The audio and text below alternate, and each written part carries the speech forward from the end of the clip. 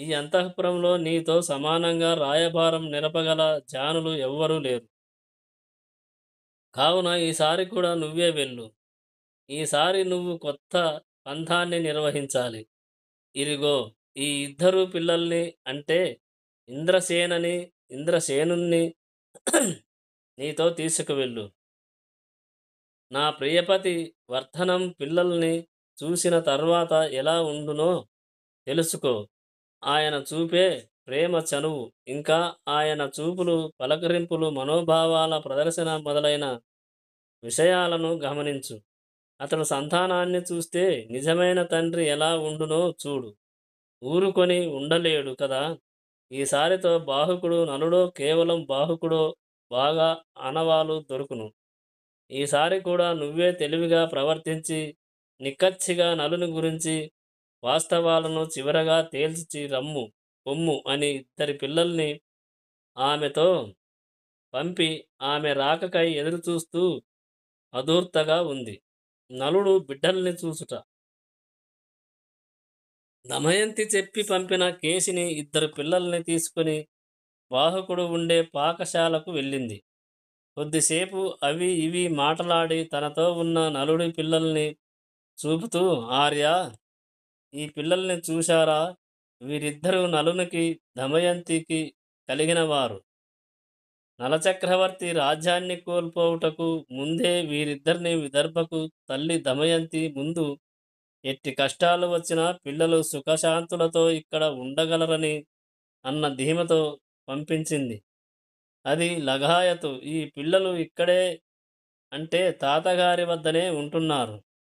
అటువంటి నలమహారాజు బిడ్డలు కూడా దుర్విధి కారణంగా పరాయి గృహంలో ఉండవలసిన స్థితి ఏర్పడింది. వీరికి తండ్రి ఉన్నాడు, అయినా లేనివారిలా పరుల ఇంట నివసిస్తున్నారు. తాతగారు, అమ్మమ్మ ఎంత ప్రేమగా చూసినా తండ్రి ప్రేమతో సాటిరావు. ఎంతటి ఆత్మబంధువులు అయినా ఇది తమ గృహం కాదు. విధిరాత దాటడం ఎవరి తరం? ఈ పిల్లల నుదుట రాత ఇంకా ఎన్నాళ్లకు బాగు పడగలదో అని బహుదీనంగా పిల్లల చెక్కిళ్ళు గిల్లుతూ వారిని చూపింది. దాసి అయిన కేసినిని తీసుకువచ్చిన బిడ్డల కేసి ఓ దృష్టిని నిలుపుతున్నాడు నలుడు. వారు తన బిడ్డలని చూడగానే నలుడు హృదయంలో కలత చెందాడు. రాజు నోటి సన్నివేశాన్ని చూసి చాలా బాధపడ్డం మొదలుపెట్టాడు. ఆ బిడ్డలు తన సంతానమని తెలుసుకోగానే దుఃఖం అతని దుర్భరం పెరిగిపోయింది. తన ప్రచ్ఛన్న వేషం రూపం కేసిని బోధ పడకుండాలనే తరంగాల్లా ఉబికి వస్తున్న దుఃఖం బాధను దిగమింగుకోవడానికి ఎక్కువగా ప్రయత్నిస్తున్నాడు. నలుడు దుఃఖం ఆపుకోలేక తన బిడ్డల్ని ఎట్టి ఎదుట చూస్తూ ఉండలేక ఒక్కసారి దగ్గరగా తీసుకొని తన ఒళ్ళు ఒక్కర్ని తొడపై ఒకర్ని కూర్చోబెట్టుకుని కనుల నీరు తిరుగుతుంటే లాలనగా ముద్దులాడుతూ కేసినిని అను పరిచారికతో నలుడు ఇలా అన్నాడు. ఈ బిడ్డలు చూడముచ్చటగా ఉన్నారు. ఒకసారి ఈ చిన్నారి పాపల్ని వారి అందచందాలని బట్టి ముద్దాడాలని దగ్గరగా తీసుకున్నా. ప్రభు సంతానాన్ని లాలించునంతటి వాణ్ణి కాను. అయినా దైవ స్వరూపంలా కనబడే ఈ బిడ్డల్ని చూస్తుంటే లాలించకుండా ఉండలేకపోతున్నా. ఓ సారథి, ఓ వంటలవాడు, రాజు సంతతిని లాలించుతున్నాడు అని నువ్వు కోపగించవు కదా. విను, నాక్కూడా ఒకప్పుడు ఓ కొడుకు ఓ కూతురు ఉండేవారు. నా సంతానం కూడా ఇలా ముద్దులొలికేలా ఉండేవారు. ఈ చిన్నారుల్ని చూసేసరికి నా పిల్లలు గుర్తుకొచ్చి ఇలా చపల భావంతో ప్రవర్తించా. ఇంత మాత్రానికి అన్యదాగా తలంపకు. ఇదిగో ఈ బిడ్డలనింకా తీసుకుని వెళ్ళు అని ఆ బిడ్డల్ని ఆమె దగ్గరికి పంపి ఇంకా ఇలా అన్నాడు. ఓ అంతఃపురకాంతా అని ఇలా చెప్పాడు. నేనో సేవకుణ్ణి, పైగా పరదేశిని. ఓ రాజు క్రింద నౌకరిని చేసుకుంటున్నా. ఆ రాజు ఆజ్ఞని అనుసరించి ఇక్కడికి వచ్చా. అంతఃపుర పరిచారికవు నువ్వు. మాతో నీకెట్టి పని లేదు. ఏవో వచ్చి విషయాలు అడిగావని జవాబులిచ్చాను. ఇందులో నువ్వు కోపించవలసినది ఏమీ లేదు. నువ్వు ఇక్కడికి వస్తున్నావంటే ఇది మంచిది కాదు. ఎవరు చూసినా ప్రమాదకరమైనది. నీ ఈ ఈ నీరింక ఎంత మాత్రము అటు నీకు గాని, ఇటు నాకు గాని, చూచువారికి గాని హర్షణీయమైంది కాదు.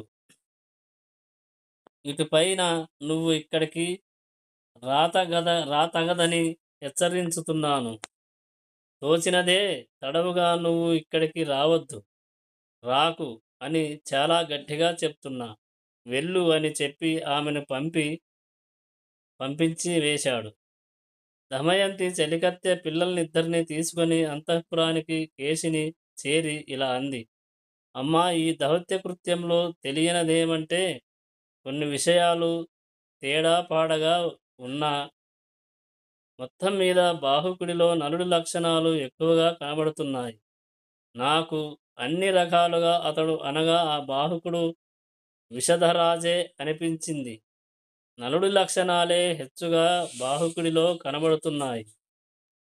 కాబట్టి దానికి విషయ విమర్శను బాహుకుడు నలుడు ఒక్కరే అని తోచుచుండగా సహధర్మచారిణిగా ఉన్న నీకు ఈ విషయం ఇంతకంటే స్పష్టంగా అర్థం కాకుండునా? నాకు తోచినంత వరకు నా బుద్ధిననుసరించి నా అభిప్రాయాన్ని వెల్లడించాను. ఇటుపైన మీరే యోచించి ఒక నిశ్చయానికి రావలసి ఉన్నది. అటు మీదట మీరేమి చేయమన్నా అది తప్పకుండా చేస్తా. మీ ఆజ్ఞకెదురు చూచుచుండు దానను అని చెప్పింది. చెలికత్తె అయిన కేశిని చెప్పినదంతా దమయంతి వింది. సహేతుకంగా మాటలాడిన ఆమె మాటలని వినిన విషయంపులోన ఉప్పొంగింది. అప్పుడు దమయంతి ఓ నిర్ధారణకు వచ్చింది. బాహుక నామధేయుడు తన ప్రియ పతి అయిన నలసార్వభౌముడే అని నిర్ధారించుకోవడంతో హృదయంలోని కిరణ సహస్ర కిరణుడుండంత కాంతి ఉదయించింది. ఇంతకాలం ఇంతకాలంగా విచారాలతో వాడిపోయిన ముఖం కమలం వికసించింది. కాని నలుడు మంచి ఆజానుబాహు విగ్రహుడు, సుందర రూపధారి. ఈ వికృతాకారం, హ్రస్వాకారం ఎలా వచ్చిందో కారణం అర్థం కావడం లేదు. అది తప్పితే అతనిలో అన్ని నలుడి లక్షణాలే గోచరిస్తున్నాయి. ఏ విధంగా చూసినా వికృతాకారం మాట అలా ఉంచితే తతిమ సంగతులు అన్నింటా నలుడి ఛాయలు నిరభ్యంతరంగా కనిపించాయి. కొద్దిసేపట్లో తన ప్రియపతిని చూడబోతున్నానన్న ఆనందం వరద నదిలా పొంగి పొరలదొచ్చింది. ఆలోచించుకొని నిశ్చయానికి వచ్చి తన తల్లిని సమీపించి, అమ్మా, నా భాగ్యం పండింది, నా దురదృష్టం దూరం అయ్యే రోజు దగ్గరకొచ్చింది అని సంతోషంతో కలచింది. తల్లి దమయంతి తల్లితో ఇలా అంది. అమ్మా, మన రాజధానికి ఋతుపర్ణుడు వచ్చాడు కదా? అవును. అయితే ఏమిటి? ఆ రాజుతో బాహుకుడను రథసారథి వచ్చాడు. అతడు బాహుకుడను పేరుతో వికృతాకారంగా ఉన్నాడు. ఆ బాహుకుడే నా ప్రియపతి నలసార్వభౌముడు. అతని ఆకారం, వాలకం, రథసారథ్యం, చాతుర్యం అవి ఇవి కలిపి అన్ని లక్షణాలు గమనించేశాను. ఈ కృత్యం అంతా నడిపినది దాసి కేశినేని. అతని గుణాలను, అతని వంట వార్పులలోని ప్రతిభ, పరి అశ్వపరీక్ష వంటివి అన్ని నలుడి లక్షణాలే బాహుకుడిలా కనబడుతున్నాయి. ఈ విషయంలో చాలా సహేతుకంగా యుక్తంగా ఊపి తీయించాను. చివరికి బాహుకుడే ఆ నలచక్రవర్తి అని తేల్చాను. ఇంక "అమ్మా నువ్వు మీనమేషాలు లెక్కించక గౌరవ పురస్సారంగా ఆయనని ఇక్కడికి రప్పించండి. ఆయన నలుడని తెలిసిన తర్వాత ఆయన్ని చూడాలని నా మనస్సు తత్తరపడుతుంది. ఆయన కంఠస్వరం వినాలని నా మనస్సు ఉవ్విళ్ళూరుతుంది. అతన్ని దర్శించాలి. అతని మాటలు వినాలి. అతనితో సంభాషించాలి. ఇక ఆలస్యాన్ని తట్టుకోలేను. మరట్లు చేయకపోతిరా నన్ను అతని కడకు పోవాజ్ఞనైనా ఇవ్వండి. లక్షణ కర్తవ్యం ఆలోచించాలి" అని ఉత్సాహోద్రేకాలతో ఆనంద పారవశ్యంతో అంది. దమయంతిని బాహుకుడు దర్శించుట. ఆ మాటలు విన్న తల్లి తన కూతురు చెప్పిన రీతిగా సంతోషంతో చెయ్యడానికి అంగీకరించి, ఇందులోని వాస్తవాన్ని దమయంతి చేసిన ప్రయత్నాలన్నీ విదర్భరాజుకి వివరించుతూ, అంచేత నలుడే బాహుకుడు కాన అతన్ని ఇక్కడికి రప్పించడానికి తగిన ప్రయత్నాలు చేయించండి అని సలహా ఇచ్చింది. నలుడి జాడ విన్న విదర్భరాజు ఎంతో సంతోషించి, తప్పకుండా ఆ బాహుకుణ్ణి మన ఆస్థానానికి రప్పించదలచా.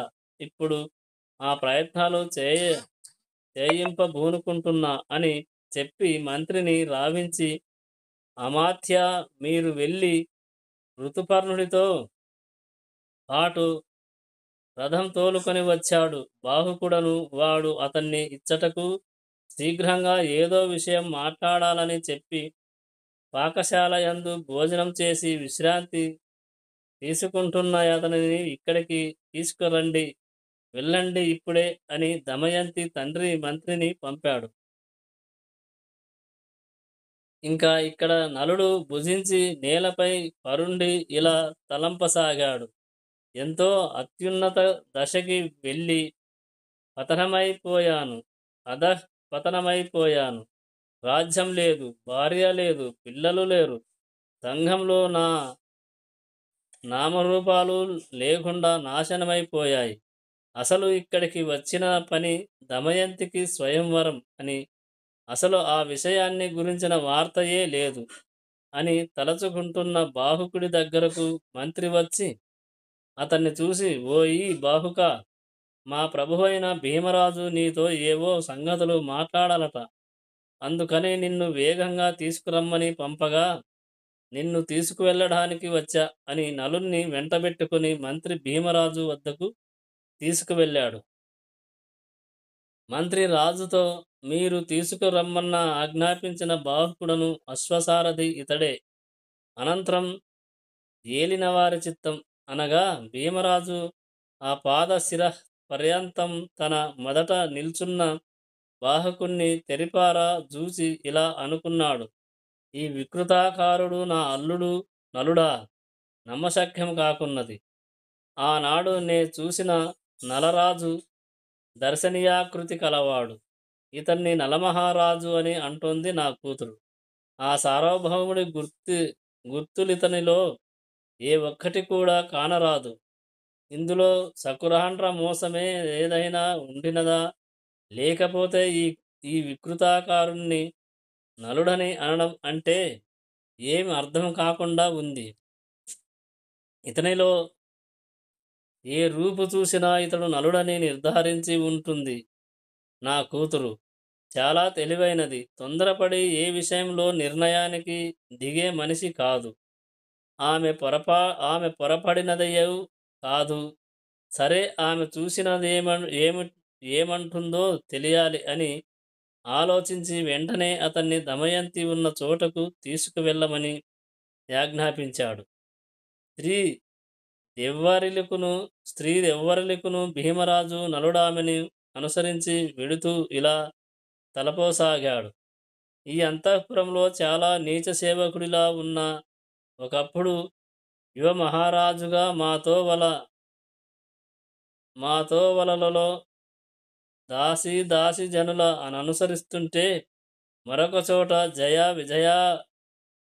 జయ విజయాభవ అని మరికొందరు అంటుంటే, రాజాదిరాజు రాజ పరమేశ్వర మహారాజ కంఠీరవ అని మరికొన్ని చోట్ల బహుపరాకులు చెప్తుంటే ఎంతో రోమార్శనంగా దమయంతి వ్రేలుని పట్టుకొని నడుస్తుంటే భూసరాశీర్వాదులు గొనుచు పుణ్యస్త్రీలు మంగళహారతులు పాడుతుంటే ఈ ప్రాంతాలలో కనుల నుంచి ఆనంద బాష్పాలు రాలుస్తుంటే సైనిక వందనం గ్రహించుతూ స్త్రీలు సుకరాండ్రు పూలు వే పేలాలు జల్లుతుంటే పులకించిపోతూ నడిచిన ఈ చోట్లలో ఈ శృంగా ఈ శృంగాటకాలలో సేవక బృందాలు బరాబరులు చూస్తుంటే ఆ మనోహర దృశ్యాలు తిలకించుతూ ఇటు మహారాజు అటు ఇటు రాజా అని వేత్రధారులు పాదాలపై పూలు జల్లుతుంటే ముందుకు సాగి రంగవల్లులు తీర్చిన ముంగిళ్ళు దాటిపోతూ ఉత్సాహం ఉద్రేకాలు మితిమీరేలా వాద్యధ్వనులు శ్రవణానందం చేస్తుంటే కర్పూర నిరాజనాలనందు ఉన్న మధుర క్షణాలు అవి అలాంటివి. ఇక్కడ పన్నీటి జల్లులతో ఇక్కడ అత్తరపు సుగంధాలు గుబాలించిన పూతోరణాలు ప్రతిమాలంకృత సుందర వేదికలు. ఆహా ఆహా! ఇక్కడే సంగీతనాదాల సరిగమ భంగులు చెలరేగుతుండ కన్యల భరతనాట్య ప్రక్రియల రవలలు అంటూ వింటూ అనేక సౌందర్యాలకంటూ ఈ సోపానాలు ఎక్కుతూ అటు ఆ సోపానాలు దిగుతూ ఓహో ఓహో ఆనాటి ఆ నలరాజు ఈనాటి ఈ కుత్సిత వేషధారి ఎంతటి విధి విలాసం ఉన్మత్తునిలా ఈ గెడ్డం ఈ మీసాలు అసలు సంస్కారానికి నోచుకొని ఈ దేహ పరిస్థితి ఇద్దరూ చెలికత్తెలు తీసుకువెడుతుంటే వారి వెంట ఓ చీర పీలిక దాల్చి ఈ పొట్టి చేతులతో ఆ కట్టుగుడ్డను సర్దుకుంటూ ఓ మార్కటంలా ముందుకు వెడుతున్న ఈ నా దుస్థితి నిజంగా గర్హనీయం. ఆ సుందర శిఖరాల మీద తెలియాడే రాయంచ దమయంతి చెంతకు ఈ నా తెలి ఈ నా తేలిపోతున్న కాళ్ళతో తడబడుతున్న అడుగులు వేసుకుంటూ ఇలా నేను అనుకుంటూ నడిచి వెళ్ళి దమయంతి ఉన్న తావును చేరాడు నలుడు. నాలుగు మూలల నలుడు కలియజూశాడు. ఇక్కడ దమయంతి ఎవరు? ఆ అందగత్తె అగునా? ఈ సుందరి అయి ఉండునా? దమయంతి అదే. ఆ ఆ ఆమె నామ ఆమె నా మనోనాయక ప్రథమానురాగంబు రాజహంస చేత కబురు పంపిన ఎట్టి కలికితనము. ఆహా! ఆనాటి అలనాటి మనోహర వధువు ఎక్కడ కానరాకున్నది. అయినా దమయంతి క్రీడా సౌధం ఏది? ఇది పాడుబడిపోయిన మందిరం. ఇదేం దాసీలు కళాకాంతి లేకున్నారే. రాజంతఃపురంలో హంసాతూలికా తల్పాలు ఉంటాయి కాని ఇది కటిక నేల. ఏమి ఈ విషాదావతారాలు విచార వదనాలు? లేక లేక నడవలేక వాడిపోయి దుమ్ము కొట్టుకుపోయి నేలపై పొరలాడుతూ ముష్టిదానిలా ఏ అలంకారాలు లేక కన్నీటి కాలువలతో ఉబ్బిపోయిన కనులు కాంతిలేని మొహం కృంగి కృశించిపోయిన వృద్ధురాలిలా ఎగురుతున్న చిరువెంట్రుకలు ముఖాన్ని కప్పుతుంటే చూడ్డానికే బరువైన కనులతో ఈ లోకాన్ని చూడడం అనవసరం అన్న నిరాశ నిస్పృహలను చిమ్ముతున్న దృష్టులకు దమయంతిని పోల్చుకున్నాడు. చరాచర పరుగున వెళ్ళి నా అర్ధాంగి దమయంతిని అని పలకరించాడు. ఆ ప్రయత్నంగా దగ్గరగా ఉన్న నలుడి పాదాలపై పడిపోయింది ఆమె శిరస్సు. నలుడప్పుడు వంగి లేవనెత్తి అక్కున అద్దుకున్నాడు. దమయంతి కన్నుల నుంచి కన్నీటి ధారలు అదే పనిగా ఒలికే వస్తుంటుంటే నలుడు ఆ దారులని తుడుస్తూ ఏకవేణిగా ఆయన శిరోజాలని పైకి ఎగవేస్తూ, విచారించకు, కలిదోషం వల్ల కష్టాలకు లోనైనాము. నేను నేను నీచ సేవకుడిలా, నువ్వో నీరస సేవకురాలిలా అయిపోయాం. మనతో విధి ఆడుకుంది. దాని ఆటకు మనం బలి అయిపోయాం. దుర్దైన హస్తం మనల్ని వెంటాడి ఇన్ని బాధలు పెట్టింది అంటున్న ప్రాణపతి ఆగు అగు నలునితో దమయంతి ఇలా అంది. నేటికి దర్శన భాగ్యం నాకు దర్శనం ఇచ్చారు. ఓ ప్రాణపతి, మీలో ఎంతటి నిర్దయ కలదు. అలసి సొలసి అరణ్యంలో ఉంటే ఏకాంత ప్రాంతం నిర్జనం అయినది, త్రోవలు లేనిది, వన్యమృగ భయంకరమైనది అయిన అరణ్యంలో మీ ప్రక్కనే నిద్రలో ఉండగా నా చీర అదే ఇది. ఇప్పటికీ ఆ చీర ముక్కతోనే ఉన్నావురా అనగా, నువ్వు కూడా మిగిలిన ఆ చీర ముక్కనే ధరించి ఇప్పటికీ అలానే ఉన్నావా? అవును స్వామి, అలా విడిచిపెట్టి వచ్చారు కదా, న్యాయమేనా ఇట్టి వికృతం మీరు నాకు చేయదగిందేనా అంటుంటే, కాదు అంటున్న ప్రియపతిని చూసి ఇంకా ఇలా అంది. ఆర్య, దిక్కులేక దిక్కుతోచక ఆ అడవుల ఆ అడవులంపట పరిభ్రమించడం మొదలు పెట్టాను. నానా నాథ నాథ అంటూ తొట్టు వడుతున్న పాదాలతో ఆ ముళ్ళ నేల మీద ఒక్కరినై నడుచుకుంటూ ఏ క్రూర మృగం బాధిస్తుందో, ఏ దుష్టుడు ఏం చేస్తాడో అని దిగులు పడుతూ భయం చెందుతూ తిరగాడొచ్చాను. పాము బారిన పడిన దమయంతి కథ. దిక్కులు పిక్కటిల్లేలా నాథా నాథా ఎక్కడయని భయం భయం కాపాడండి అంటూ కేకలు వేస్తూ చైతన్యం లేకుండా క్షుత్రిపాసలతో అలమటించుతుండగా ఒక పెద్ద పాము నే తొక్కానో ఏమో తెలియదు గాని అది నా పాదాన్ని పట్టుకొని మింగడానికి ఆరంభించింది. విదిలించుకొని దానికి విదిలించుకోవడానికి ప్రయత్నించా. అబ్బే, అది విడవలేదు. భయంతో రక్షించండి బాబు, పాము పట్టుకుంది అంటూ ఆర్తనాదం చేయగా కేక విని అక్కడికి పరుగున వచ్చి, అయ్యో ఎవరో ఈ దేవి అని, అయ్య బాబోయ్, ఎంత పెద్ద పాము పట్టుకుంది, మింగేస్తుంది, దీని నోట పడిపోయింది. ఇప్పుడు దీన్ని చంపి ఈమెను రక్షించకపోతే ఈమె పని సరి, ఈమె పూర్తిగా ఈ పాము బారి పడిపోయింది అంటూ అరరే అని తన చేతిలో ఉన్న కత్తితో దాని చుట్టలను తెగగోసి ఆ పాము నుంచి జాగ్రత్తగా కాపాడా బోయ. తదుపరి ఆ కిరాతకుడు ఆమెను ఆ దగ్గర్లో ఉన్న చెరువు ప్రాంతానికి తీసుకువెళ్ళి కాసిని నీళ్లు త్రాగనిచ్చి అటూ ఇటూ తిరిగి అక్కడ దొరికే ఫలాల్ని తెచ్చి ఆమెకిచ్చి విశ్రాంతి తీసుకొనిచ్చాడు. ఆ తరువాత దమయంతిని ఇలా ప్రశ్నించాడు. ఓ చిన్నారి, నువ్వు ఎవ్వరికి చెందినదానివి? ఇలా అడవికెందుకు వచ్చావు? ఇలా ఒంటరిగా తిరుగుతున్న కారణమేమిటి? నీకు దిక్కెవరు? ఏ ప్రాంతం నీది అని అడిగాడు బోయ. ఆ మాటలు విన్న దమయంతి కిరాతకుడికి ఇలా బదులు చెప్పింది. ఓయి కిరాతకుడా, నే నిషధరాజుకి రాణిని. మాది నిషధ దేశం. ఓ కారణం వల్ల మేమిద్దరము ఈ ఘోరాడవికి వచ్చాం. నే నిద్రపోతుండగా నా భర్త ఎదులకో ఎటకో దారి తెలియకో తప్పిపోయాడు.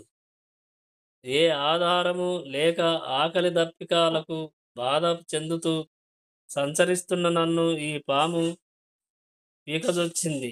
ఇంతలో దైవవశాత్తు నువ్వు ఇక్కడికి వచ్చి రక్షించావు. నీకు మేలు అవుతుంది అని తన దుఃఖగాథనను కొంత చెప్పాను. ఆ దుష్టుడు ఒంటరిగా ఉన్నానని తలచి ఏ దిక్కు లేదని ఎంచి నా పైకి దుర్బుద్ధితో రాజొచ్చాడు. చాలా విధాలుగా వారించాను. కానీ వాడు మానక బలాత్కారంగా పైబడజొచ్చినంతనే తీవ్ర కోపా కోపానల దృష్టుల్ని వాడిపై ప్రసరింపజేయగానే వాడు భయపడి నా దృష్టపారానికి తట్టుకోలేక తాళలేక హఠాత్తుగా భయపడిపోయి మరణించాడు అని చెప్పి దమయంతి, నాథా, నన్ను ఇలా కష్టాల పాలు చేయబూనడం న్యాయమా, ధర్మమా? నే మీకు సహధర్మచారిని.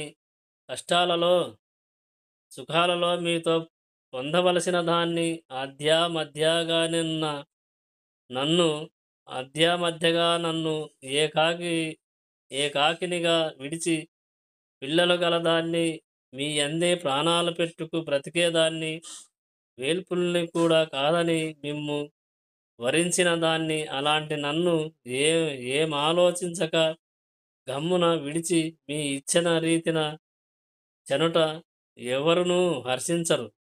ఏ శాస్త్రము ఒప్పుకోదు. మీ తోటిదే లోకం అని నమ్మి ఉన్నదాన్ని. ప్రియ దమయంతి, నువ్వు నాకీ లోకం ప్రాణ సదు ప్రాణ సమానం రాలువు. నువ్వు లేకుంటే ఈ లోకం నాకు అంధకార బంధం. ఏ క్షణం కూడా నిన్ను విడిచి ఉండలేనని అంటున్నాడే వారే అంటుండేవారే. అట్టి మీరే బెలతనం పూని ఇలా కానరాకుండా వెళ్ళి ఏం చేసినది ఉంది ప్రభు? సుఖాలను అనుభవించడంలో ఎంత ఆనందం ఉందో, భర్తతో కష్టాలు కూడా అనుభవించడంలో అంత బాధ్యత కలిసికట్టుతనం ఉంది. అది కూడా ఆనందమే అవుతుంది అని అంటుంటే దమయంతి కన్నుల నుండి రాలుతున్న అశ్రువులను తుడుస్తూ, నిజమైన భార్యాభర్తతో సుఖాలను అనుభవించుతూ ఎంత ఆనందపడుతుందో, భర్తతో పాటుగా అనుభవించే కష్టాలు కూడా అలాగే భార్యకి ఆనందాన్ని ఇస్తాయని గ్రహించలేక పోయాను అని దమయంతిని చూసి బోరున నలుడు ఏడ్చేశాడు. తాను చేసినది తప్పని భావించుకుంటూ అధైర్యపడి పోతూ వణికిపోతున్న కంఠస్వరంతో దమయంతిని చూసి నలుడు ఇలా అన్నాడు. నీతో సుఖాలలో ఓలలాడుతూ బరువు బాధ్యతలని విస్మరించి లోకాన్ని ఏమరచి ఉన్న రోజులవి. ఆ కష్టాలు లేకుండా జీవితం అంతా ప్రియురాలు ప్రక్కన ఉండగా సుఖాలలో గబగబా గడిచిపోతున్న రోజులవి. ఇంత మోసం, ఇంతకంటే ఇలాంటి గ్రహబాధ ఇంతలోనే ఇలా ముంచుకొస్తుందని అనుకోలేదు.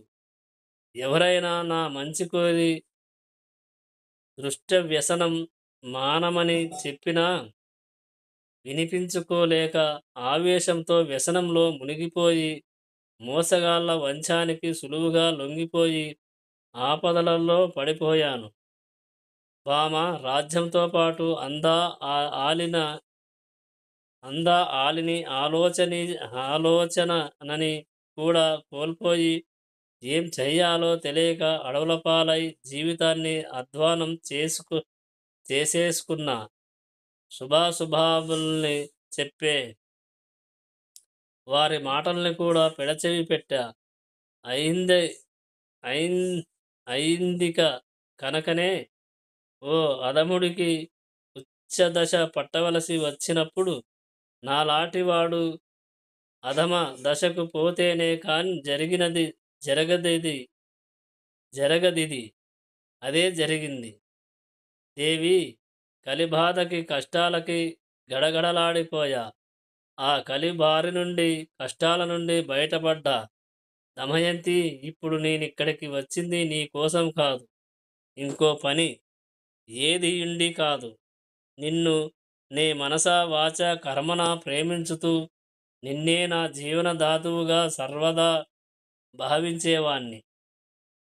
నీ కోసం అండగా కనిపించలేదని నేనే నెపం పెట్టుకొని పిల్లలు ఉండి విధి వంచన కారణంగా కష్టాలకు గురైనంత మాత్రమున రెండవ స్వయంవరం దేశాల ప్రకటించడం నీలాంటి కులస్త్రీకి పతివ్రతగా పేరుబడ్డ నీకు, సంతానవతిగా ఉన్న నీకు ఇది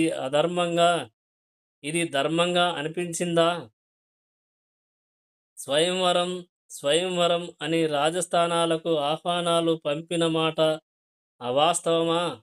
అందుకోసమే కదా ఋతుపర్ణుడు ఇక్కడికి వచ్చిన కారణం. అలా కాకపోతే ఆ రాజు ఇచ్చటికి రావలసిన హేతువేమున్నది? ఇటువంటి తప్పులు నీ యందు ఉండగా నాపై నిందలు వేసి గోరంతలు కొండంతలు చేసి సంసారాన్ని రచ్చకీడవడం నీ వంటి ఉత్తమ ఇల్లాలికి ఉచితమనిపించిందా అని తన మనసులోని బాధతో కూడిన భావాలను దమయంతి ముందు ఏకరువు పెట్టాడు. ఇలా ప్రసంగించిన అతడు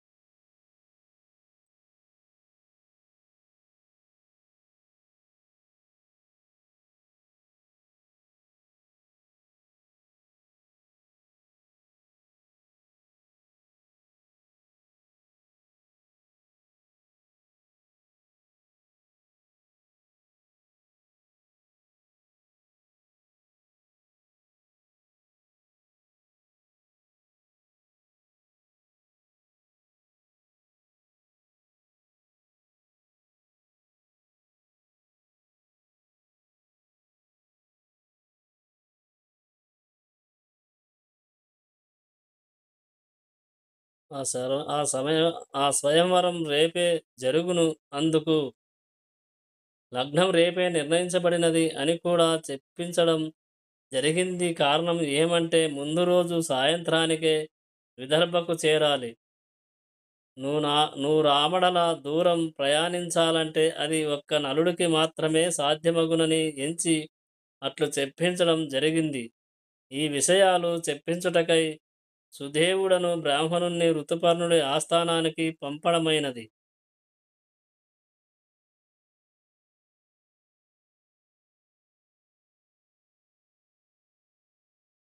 ఇలా ప్రసంగించిన అతడు తన ప్రాణపతి అని నిర్ధారించుకుంది.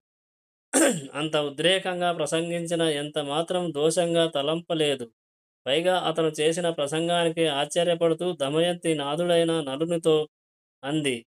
ఇందు నా తప్పేదం మనోవాక్కాయ కర్మలతో నే కోరియే దుష్మ దుస్ దుష్కర్మను తలపెట్టలేదు.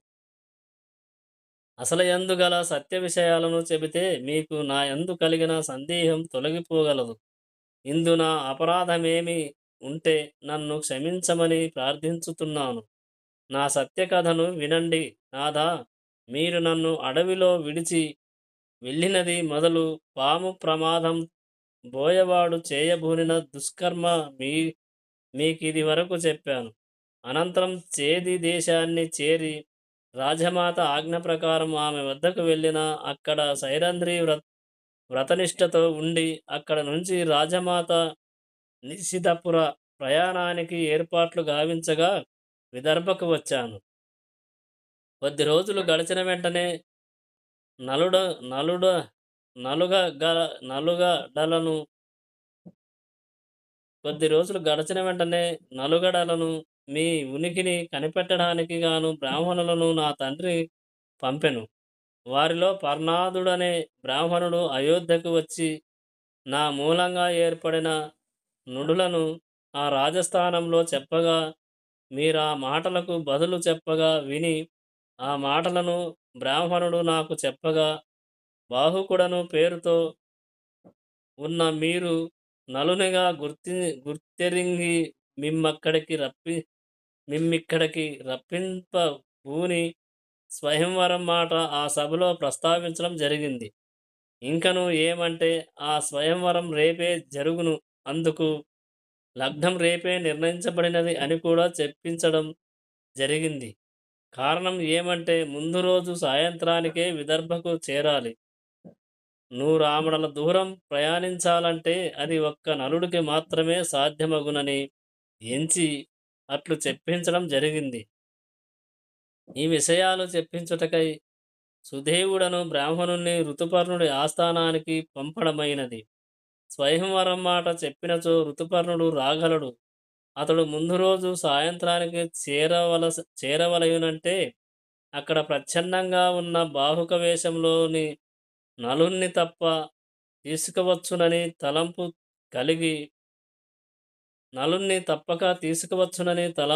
కలిగి ఈ యుక్తిని నేనే చెప్పి చేయించితిని. ఆ దేవుడి కరుణ వల్ల నే చేసిన యుక్తి యథార్థమై నా తలంపులు ఈడేరాయి ఈడేరాయి. ఇలా మీ రాకను ఉపేక్షించి చేసిన నా పనికి అన్యథా వ్యాఖ్యానించక వాస్తవాన్ని ఎరంగి నాపై కోపం వలదని నా ప్రార్థన. మనకు ఈ వియోగం సంభవించిన నాటి నుంచి వ్రతధారిణినై జీవనార్థం మాత్రం ఆహారాన్ని తీసుకుంటూ మీరు చింపివేయగా మిగిలిన ఆ చీరను మాత్రమే ధరించుతూ మీ రాకకై రోజుల్ని లెక్కించుకుంటూ మిమ్మల్నే హృదయంలో తలంచుతూ మీరు వస్తారు. మీ దర్శన భాగ్యం వల్ల నా జన్మ మళ్ళీ ఆనందభరితం కాగలదు అని ఆ కొన ఊపిరితోనే జీవించుతూ రోజులు గడుపుతూ వచ్చాను. ఈనాటికి ఇన్నేళ్లు గడిచిన తరువాత నేటికి భవదాగమనం మూలంగా నా పూర్వజన్మ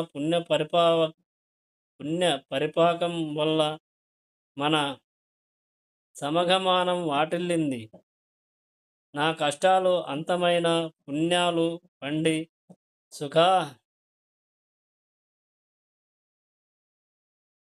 సుఖదినాలు వచ్చాయని సంతోషించుతున్నాను అని నలుడి పాదాలు పట్టుకుంది దమయంతి. దమయంతి ఇంకా అలా అంది, ఇందు నాకు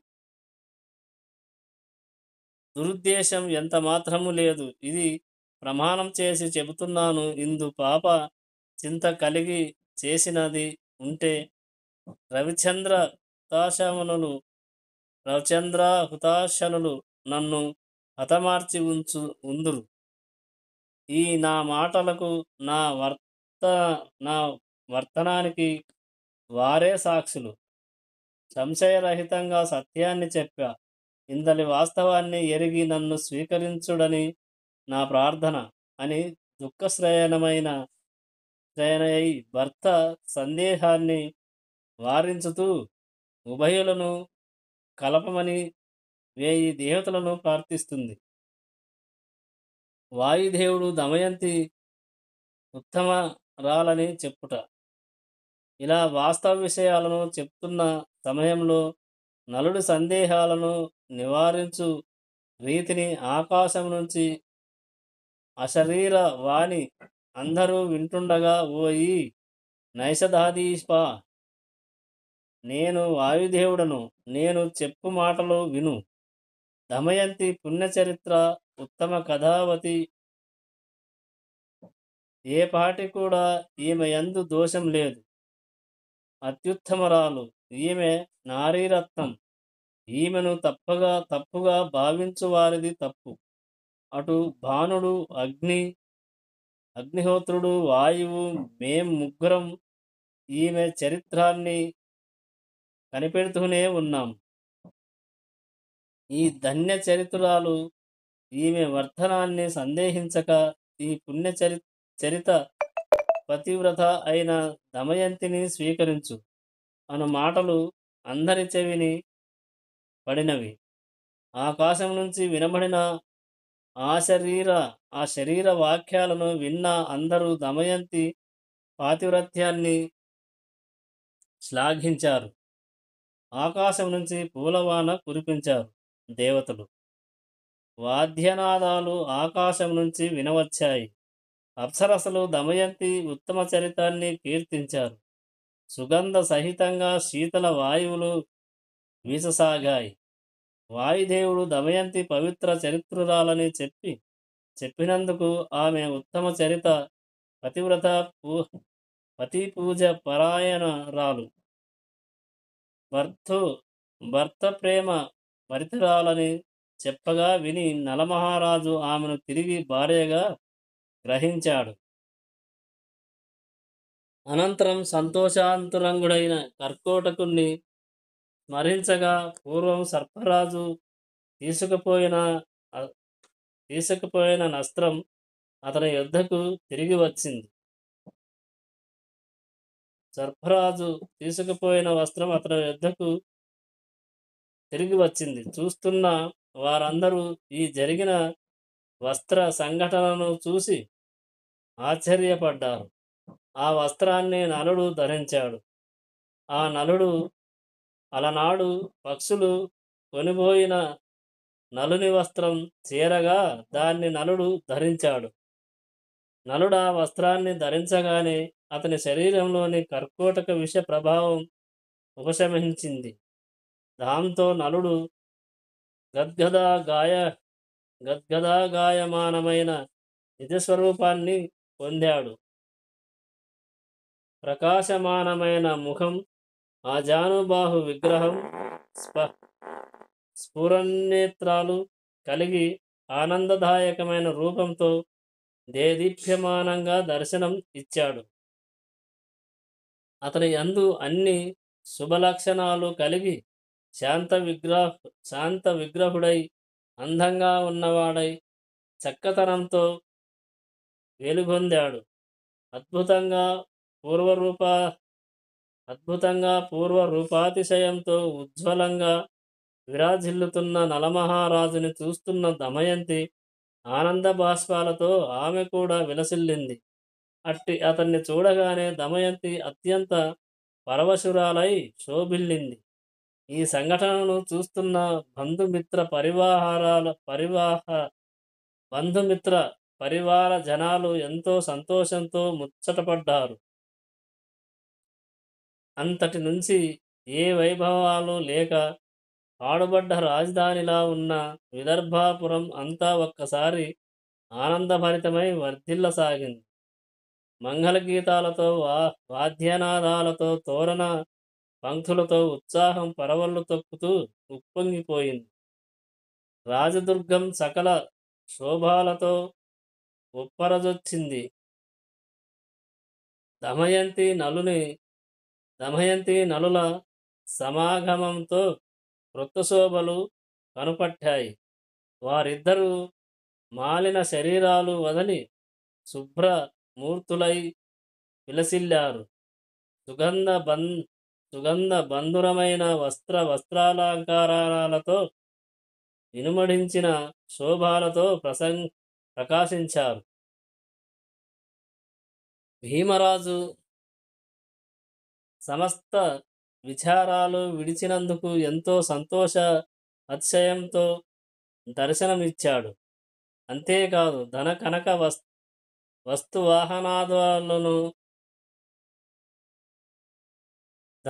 వస్తు వాహనాలాదులను పంచిపెట్టాడు. విదర్భ రాజధాని అంతా సమస్త సంపదలతో అతిశయించింది. బ్రాహ్మణాదులకు అగ్రహారాలు ధనాలు ఇచ్చి సకల సంతుష్టుల్ని చేశారు. భీమరాజు దంపతులు నల ఋతుపర్ణులు కలుసుకొనుట. ప్రేమలోకంలో నల దమయంతులు గాథ అతి రమణీయమైంది. నల దమయంతులు విడిపోయిన వారి ప్రేమ మధుర గాథగా వారి స్మృతి పదంలోంచి అవిచ్ఛిన్నంగా ప్రవహించుతూనే ఉంది. మధ్యలో వియోగంతో ప్రేమ గమనంలో చిక్కులు సంఘటిల్లిన ప్రేమబంధం వారిలో దృఢంగా నిలిచింది. వియోగానంతరం ఆ ఇరువురు మళ్ళీ కలిసి మధుర జీవనంలో కాలుపెట్టిన శుభ సందర్భంగా విదర్భాపురం పూర్వ వైభవంతో వెలుగొందజొచ్చింది. ఆ మహోత్సవాల కోలాహలం దశ దిశలా విజృంభణగా సాగుతుంటే ఋతుపర్ణుడు అందుకు కారణాన్ని తెలుసుకొని ఆశ్చర్యచకితుడయ్యాడు. అనంతరం ఋతుపర్ణ మహారాజు ఒక శుభ సమయం చూసుకొని చక్కగా ముస్తాబై బాహుక వేషం అంతా వదిలి రాజటీవీలో ప్రకాశిస్తున్న నలమహారాజు నలమహారాజుని చూడ్డానికి బయలుదేరాడు. ఋతుపర్ణుడు నలమహారాజుని దర్శించి చక్కని పద్ధతిగా ఇలా అన్నాడు: ఓ నల సార్వభౌమా, నీవు నిజంగా ధర్మమూర్తివి, ఆ వక్ర విక్రయముడవు, వీర్యమున ప్రచండ సూర్యుడవు, తాటి అయితే ఆహ్లాదకరణమునందు చంద్రునితో సమానుడవు, నిష్కలంక తేజో విరాజమాన పరిశుద్ధ యశచంద్రిక శీతల శీతకిరణవు, సకల సుగుణ శోభితుడవు. అట్టి నువ్వు గ్రహదోష కారణంగా ఆపదలకు గురై వికృత రూపం ధరించి పేరు మార్చుకొని బాహుకనామంతో నా కొలువులో ఉండగా నిన్ను నీచ కార్యాలలో నియోగించి అజ్ఞానమత్తుడనయ్యాను. నా తప్పిదానికి నన్ను క్షమింప వేడుకొనుచున్నాను. నీ ఎడల నే చేసిన తప్పిదాలుంటే నన్ను మన్నింపుమని నా ప్రార్థన అని సవినయంగా చెప్పి నిల్చున్నాడు. నలుడు బాహుక నామధేయంతో ఋతుపర్ణుడి వద్ద పనివాడుగా ఒప్పుకొని జీతంతో మాయారూపుడై పనిచేయనారంభించాడు. అలాగే చేశాడు. ఈ విషయంలో ఋతుపర్ణుడు దోషం ఇంత పిసరు కూడా లేదు. అయినా ఋతుపర్ణుడు తాను చేసినది తప్పే ఏమోనని భయ సంశయాలతో ఉన్నాడు. నలుడు అతన్ని చూసి చిరునవ్వు ముఖంతో ఋతుపర్ణుని రాజా ఆసనం స్వీకరింపుము, సుఖాసీనుడు వగుము అని ప్రథమంగా ఆ రాజుని కూర్చుండమని చెప్పెను. నలుని ఆజ్ఞ ప్రకారం చిత్తం ప్రభు అని ఆ రాజు సుఖాసీనుడయ్యాడు. అతన్ని చూసి నలుడిలా అన్నాడు: ఓ రాజా, దిక్కు తెలియక భార్యకు దూరమై రాజ్యం పోగొట్టుకొని దీనుడనైనా తిరుగుతున్న వేళ నీ ఆస్థాన మందు నాకు ఓ ఉద్యోగం కల్పించి సహాయం చేశావు. సంరక్షకుడుగా ఉన్నావు. రాజులకు ఉండవలసిన సుగుణ సంపత్తి కలవాడవు, సత్పురుషుడవు. ఈ విషయంలో ఏ కొద్దిపాటి కూడా నీ దోషం లేదు. ప్రచ్ఛన్నంగా ఉన్న నాకింత నీడ చూపి రక్షించావు. సద్వర్తనం కలిగి నాకు నువ్వు చేసిన ఉపకారాన్ని, నీ మంచిని నీ జీవితంలో మరవలేను. ఇంకా నా యందు దయగొని అక్షయ హృదయం అను విద్యను ఉపదేశించావు. దాని ప్రభావం కారణంగా శని నన్ను ఎన్నో పాట్లు పెట్టి చాలా విధాలుగా కష్టాలకు నిలయం చేశాడు. అట్టి శని అక్షయ హృదయం విద్యా ప్రభావం వల్ల నన్ను విడనాడిపోయాడు. అందుచేతనే నా దుఃఖాలకి స్వస్తి పలికింది. మీరు ఉపదేశించిన అక్షయ హృదయం అనే విద్య ఇటువంటి సహాయకారినైన నిన్నేమని శ్లాఘించను. నీ మైత్రిని, నీ ఉపకృతిని మరచితినా? నాకంటే ఆ ధన్యుడుండడు. నా పనివాని జీతంలో నీ ఎడ తప్పులను గణించను. నా ఎడ నువ్వించుక కూడా ఏ తేడా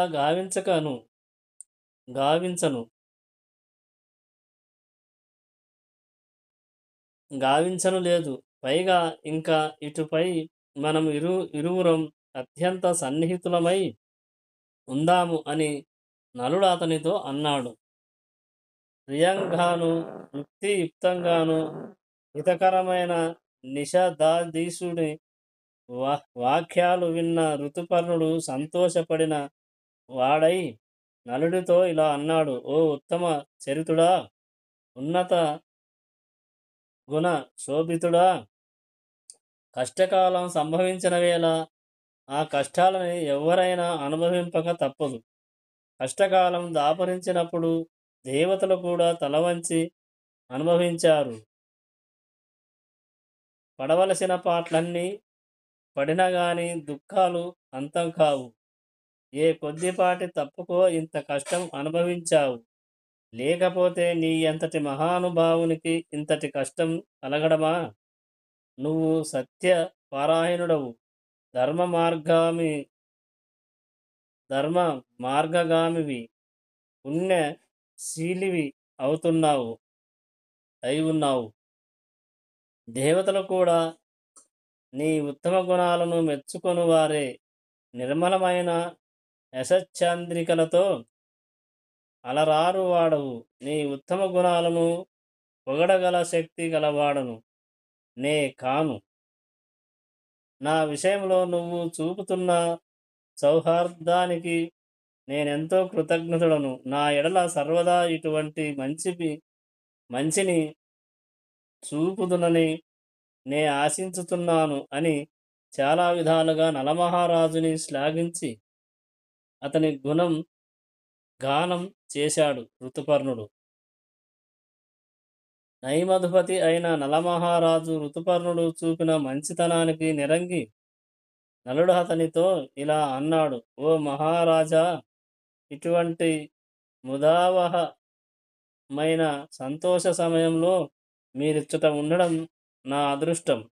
మీరు మా ఆస్థానమునందు ఉండి మాచే అతిథి మర్యాదలను స్వీకరించుతూ ఇక్కడ మరికొంతకాలం ఉండి మాకు సంతోషం కలిగింపవలెనని మా కోరిక అనగా, నలుడు అందులకు అంగీకరించి అక్కడ ఉంటూ పలు రాజ్య సభా కార్యక్రమాలలో పాల్గొంటూ వినోదాలతో కాలం గడుపుతూ కొన్ని దినాలు ఉన్నాడు.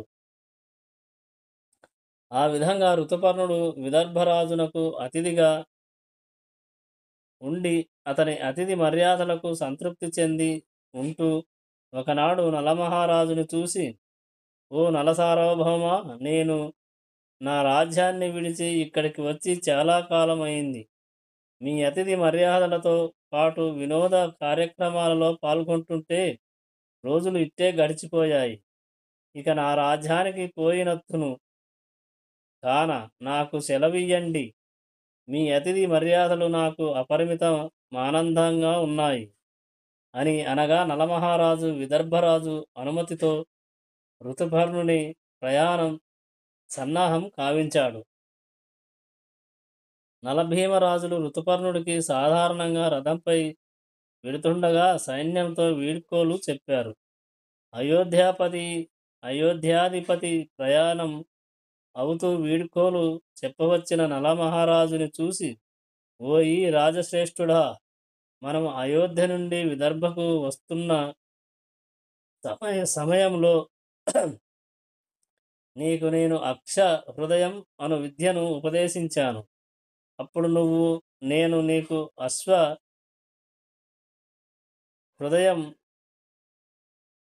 అను విద్యను ఉపదేశించుదును నన్నావు కదా. అప్పుడు కార్యత్వరత అను బట్టి తరువాత ఉపదేశించుదువు కాని అని నేనన్నాను. నేనిప్పుడు మా దేశం పోవుచున్నాను. మళ్ళీ ఎప్పుడు కలుసుకుంటామో తెలియదు. కావున ఎందుకైనా మంచిది ఆ అశ్వ హృదయం అను విద్యను నాకిప్పుడు ఉపదేశించుకోరుతున్నాను అని ఋతుపర్ణుడు అడగ్గా, నలుడు అందుకు సంతోషించి యథావిధిగా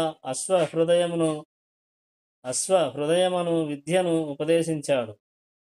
అనంతరం నలభీమరాజు ఇచ్చిన అపురూపమైన కానుకలను స్వీకరించి వారి ఆజ్ఞతో ఋతుపర్ణుడు అయోధ్యకు వెళ్ళిపోయాడు.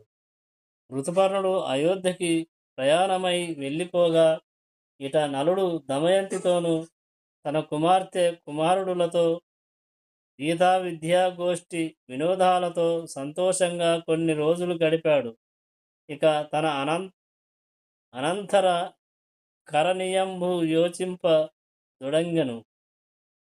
అత్తవారింట ఎక్కువ కాలం ఉండదగదు.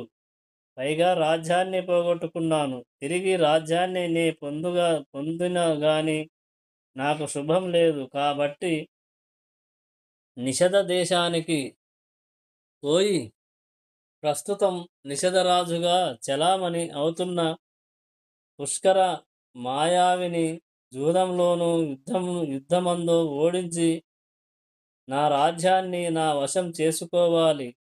కావున విదర్భరాజుకు నా కోరికను చెప్పి అనంతర కర్తవ్యానికి ప్రయత్నిస్తానని ఆ విషయాన్ని గురించి అనేక రకాలుగా యోచించి తన మామగారైన భీమరాజునకు తన కోరికను ఈ విధంగా తెలిపాడు. మామగారు, అన్ని కష్టాలు తీరాయి. కానీ నా రాజ్యాన్ని నే తిరిగి పొందాలి. కనుక నిషధకు పోయి పుష్కర ధాముడి యుద్ధమో జూదమో ఆడి వాని నుండి నా రాజ్యాన్ని నా హస్తగతం చేసుకుంటాను అనగా భీమరాజు నలుడితో ఇలా అన్నాడు. ఓయి రాజా, పుష్కరుడి నుంచి రాజ్యాన్ని స్వీకరించాలంటే అది అంత సులభమైన పని కాదు. దేనిని కూడా పోగొట్టుకున్నంత సులువుగా రాబట్టుకోలేము. పుష్కరుడితో జూదం ఆడాలో యుద్ధం చేయాలో ముందు రెండింటిని గురించి సాధక బాధకాలను పర్యాలోచించాలి. అసలు మొదటగా నిషధ దేశంలో పుష్కరుడి పరిస్థితి ఎట్లున్నది గూఢచారుల వలన తెలుసుకొని ఆ తరువాత కర్తవ్యాన్ని నిర్ణయించాలి. అందుకోసం మన వద్దనున్న బుద్ధిశాలురైన గూఢచారులను పంపి పుష్కరుడి రాజ్య పరిస్థితుల్ని తెలుసుకొని రమ్మని నేడే గూఢచారులను ఆదేశిస్తా. పరిపాలన అక్కడి వార్తలు తెలుసుకొని కర్తవ్యానికి దిగుదువుగాని అని చెప్పగా నలుడు అందులకు అంగీకరించాడు. నలుడి కోరిక మేరకు విదర్భరాజైన భీమరాజు సమర్థులైన గూఢచారులను నిషధ రాజ్యానికి గురించి పుష్కరుడి రాజ్య పద్ధతులను గురించి ప్రజల తీర్పును తెలుసుకొని రమ్మని పంపాడు. భీమరాజు ఆ దేశానుసంచారులు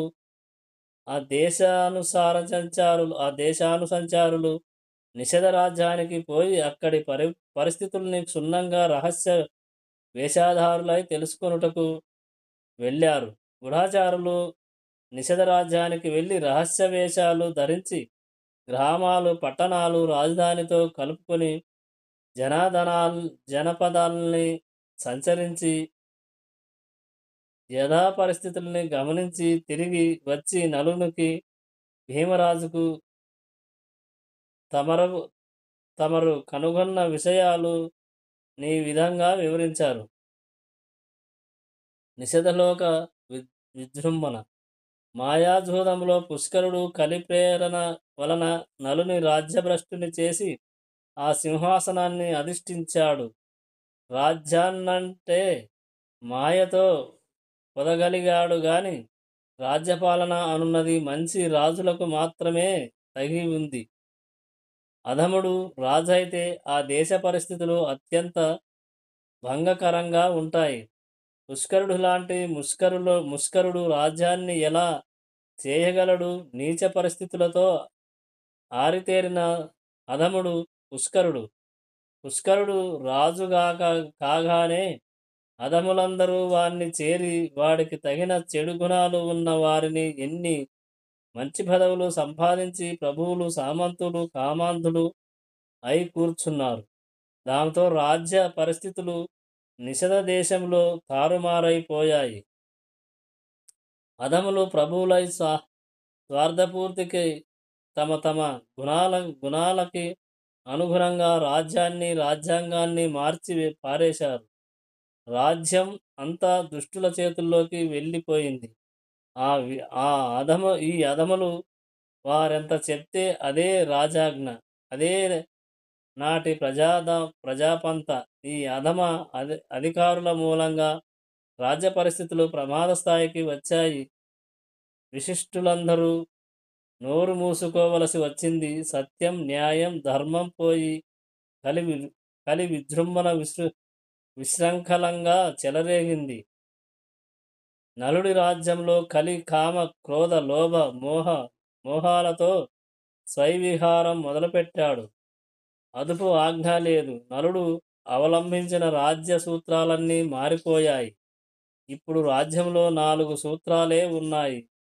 కామం 1, క్రోధం 2, లోభం 3, మోహం 4 అనునవి. వీటి ఫలితంగా వ్యభిచారులు, తాగుబోతులు, దొంగలు, స్వార్థపరులు వీధికెక్కారు. సత్యం, న్యాయం, ధర్మం మరియు సదాచారం మరుగున పడిపోయాయి. అంతరించిపోయాయి. బూజు పట్టిన పనికిరాని చేతకాని వాని ప్రయోజక వాక్యాలుగా మారాయి. అధములంతా అధికారులుగా వచ్చారు. వీరందరూ అసత్యం, అన్యాయం, అధర్మం, దురాల దురాచారాలలో కరడుగట్టుకపోయిన దుష్టులు. ఈ రోజులు వీరికి మంచి వరంలా వచ్చాయి.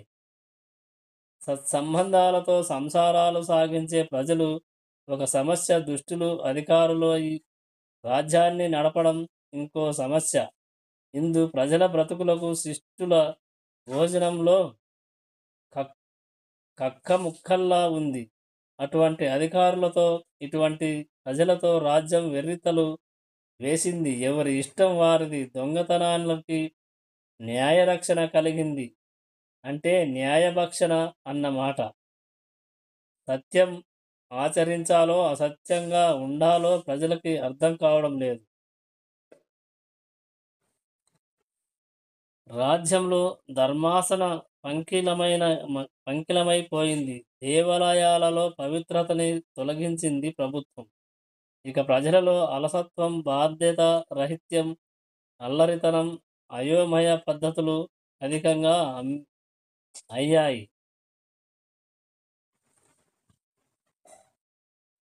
ఇలా నలుడి రాజ్యం అల్లకల్లోలంగా మారింది. తర్వాత నలుడు ఆ రాజ్యాన్ని సేకరించడం, నలుడు మరలా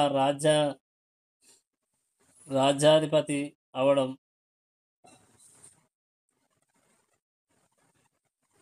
అంతా జరిగిపోయింది.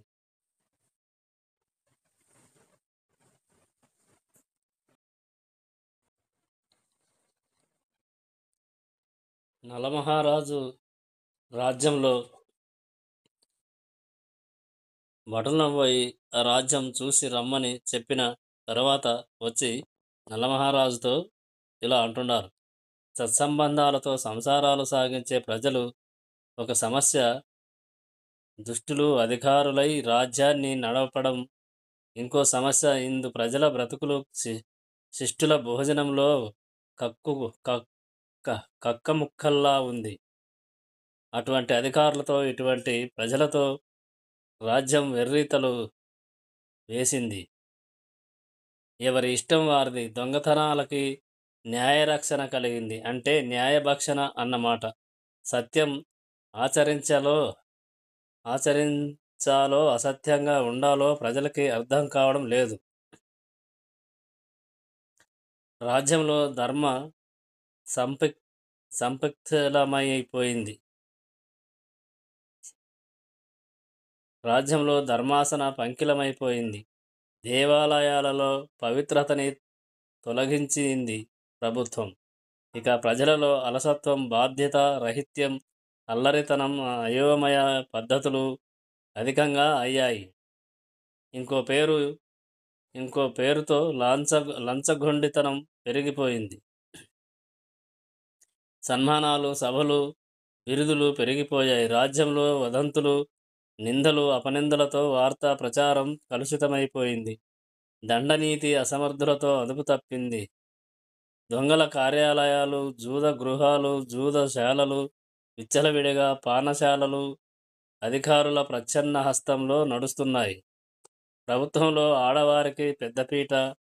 ఒక చోట మూకుమ్మడి హత్యలు, ఇంకో చోట సామూహిక కామ సంబంధాలు. అలా అలా ఉంది పుష్కర ప్రభుత్వం. ఏదైనా అంటే ప్రస్తుత ప్రభుత్వ విధానం ఇది అన్నమాట వినబడుతూ ఉంటుంది. తాతిగాడు గ్రామాన్ని తాతాలు మండలాధిపతి, మహామండలేశ్వర, మహాసభాపతి, మఠాలి మారాలి. దీని రూపాంతర మురళి, దీనికి మూలం మరిడి. ఈ విధంగా పాదాలని ఉత్పత్తిని సంస్కృతం అంటే సంస్కృతంలో నుంచి పదాలుంటాయని సంస్కృతంలోకి మార్చుకున్న పేరు. ఏమయ్యా ఇదేంటి అయ్యా, నలమహారాజు రాజ్యంలో ఇలాగే ఉండేదా అని అంటే, అది నలమహారాజు రాజ్యం, ప్రస్తుతం ఇది నల్ల మహారాజు రాజ్యం పో అంతే అని. ఇలా ఉంది పుష్కర రాజ్య పరిస్థితి. విదర్భరాజు పంపిన గూఢచారి సంస్థ అంతటా తిరిగి అన్ని రంగాలలోని తేడా పాడాలని కులంకషం తెలుసుకొని మళ్ళీ విదర్భకు చేరింది. గూఢచారులు విదర్భకు పోయి నల భీమరాజులను ఏకాంతంగా కూర్చోబెట్టి అక్కడి విషయాలన్నింటినీ తమ అభిప్రాయాలు టీకట్టి టీకట్టిప్పునులతో వివరించి చెప్పారు. చారులు వెళ్ళిపోయిన తరువాత అనంతర కర్తవ్యాన్ని గురించి నలభీమ రాజులు ఇద్దరు యోచించారు. అదయ్యా సంగతి అన్నాడు నలుణ్ణి చూస్తున్న భీమరాజు. కాబట్టి అని నలుడు భీమరాజుతో, ఇంకా నేను మామగారు యుద్ధానికి సిద్ధమవుతున్నాను. ఇంతకంటే సులభంగా ఈసారి అక్షక్రీడలో అక్షహృదయ ప్రభావం వల్ల పుష్కరుణ్ణి ఓడించగలుగుతా. రెండింటికి సిద్ధమై వెడతానండి అని నలుడు అనగా, ప్రయాణానికి ముహూర్తం నిర్ణయించి దేరువుగాని ఈలోపుగా పుష్కరరాజుని గురించి వార్తలు సేకరించు వారిని కూడా కలిసి ఇంకా వార్తలు తెలుసుకుందాం అని నలభీమరాజులు తమ తమ స్థానాలకు వెళ్ళిపోయారు. అనతి కాలంలోనే పుష్కరుని వార్తలు సేకరించడానికి పంపబడ్డ ప్రత్యేక దూతలు వచ్చి పుష్కరుని గురించి రహస్య సమాచారాన్ని నలునికి భీమరాజుకి చెప్పారు. ఒక మాటలో పుష్కరుడి రాజ్య లక్ష్యాన్ని ఇలా చెప్పారు. లోకంలో జన్మించిన మనుషులందరూ వాళ్ళ వాళ్ళ ఇష్టాన్ని అనుభవించడానికి పుట్టారు కనుక ఏ వల్ల ఇష్టం వచ్చినట్లు వాళ్ళు ఈ లోకాన్ని అనుభవించడమే బతకడానికి రాజ్యానికి లక్ష్యం అంటూ ఏమిటి ఉచితంగా అంటే, తేరగా చిన్న మాయతో గెలుపొందిన ఈ రాజ్యాన్ని రోజులు బాగున్నంతకాలం చిత్తుగా హాయిగా అనుభవించడమేనా ఇది అని. అనంతరం నలుడు ఒక మంచి ముహూర్తం చూసుకుని ఒక రథం, 16 ఏనుగులు, 50 అశ్వాలు, 600 మంది సైనికులను తీసుకుని కొన్ని రోజులు ప్రయాణించి నిషిధ దేశానికి చేరాడు. నిష్కటకం నిశ్యాత్రవం అన్న ధీమతో రాజ్య వైభవాలను, సంపదలను, భోగభాగ్యాలను చిత్తుగా అనుభవిస్తూ పుష్కరుడు రాజ్య మదత్తుడై సుఖంగా గుండెల మీద చెయ్యి వేసుకుని నిద్రపోతున్నాడు. నలుడెక్కడ, అతని రాక ఎక్కడ, కష్టాలు గాలివానలో ఏ తీరానకో కొట్టుకుపోయిన వాడింకెక్కడ అని విధి విలాసాన్ని తప్పుగా అర్థం చేసుకొని అసలు ఆ ఆలోచన లేక స్వేచ్ఛగా ఉన్న పుష్కరుడి దగ్గరకు వెళ్ళి పుష్కర గురించి ప్రశ్నింప గొప్ప రాజటీవీ అనుభవిస్తూ ఉండడం చూసి నలుడు గర్జిస్తూ ఇలా అన్నాడు. రెండవసారి జూదంలో నలుడు గెలుపు. ఓ పుష్కరా, వెనక నీతో జూదం ఆడి ఓడిపోయాను. నీ మాయాజూదం కారణంగా నే వ్యర్థంగా ఎన్నో కష్టాలు అనుభవించా అనగా, పుష్కరుడు బాధపడకు, ఆ సమయంలో ఆ సుఖాలు హాయిగా సరదాగా ఇప్పుడు నేను అనుభవిస్తున్నా. నీ కర్మ కాలింది పో, అలా అడవిలంపట పడి ఇంకా కొంతకాలం కష్టాలు పడకూడదు అని అన్నాడు. ఆ మాటలు విన్న నలుడు, మదాంధుడా, అనవసర ప్రసంగాలు కట్టిపెట్టి జూదమాడి నా రాజ్యాన్ని గెలుచుకున్నావు. ఇప్పుడు నీతో జూదం ఆడడానికి వచ్చా. ఇన్నాళ్ళు ధనాభావం చేత పందానికి నే దిగలేకపోయా. ఇది కాదంటివా, యుద్ధానికి దిగు. నిన్నిలా విడిచేవాణ్ణి కాను. ఈసారి తాడో పేడో తేలుస్తా. ఈసారి రణరంగమా అక్షక్రీడయో తేల్చు అని గద్దిస్తూ సభలో నలుడు కేకలు వేయగా పుష్కరుడు ఇలా అన్నాడు, నీ భార్య తప్ప పందెం వడ్డడానికి నీ వద్ద ఏమి ఉంది? పో పో అన్నాడు. అంతా నలుడు, ఓరి మూర్ఖా, నువ్వు పో అంటే పోవడానికి రాలేదు. రాజ్యం వీరభోజ్యం రా, మాయతో రాజ్య సంపదలు స్వేచ్ఛగా అనుభవించజాలవు.